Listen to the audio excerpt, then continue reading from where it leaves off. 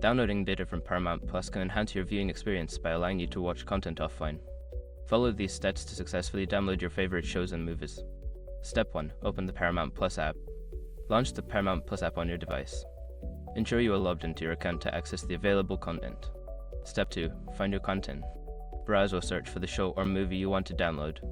Look for titles that have a download option available, as not all content may be downloadable. Step 3. Select Download option. Once you have chosen your desired title, click on it to open the details page. Look for the download icon, which is usually represented by a downward arrow, and tap on it. Step 4. Choose download quality. If prompted, select your preferred download quality. High-quality downloads will take up more storage space, so choose according to your device's capacity and your data preferences.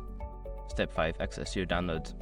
After the download is complete, navigate to the Downloads section of the app. Here, you can find all your downloaded content ready for offline viewing. By following these steps, you can easily download and enjoy your favorite shows and movies from Paramount Plus without needing an internet connection. Happy watching!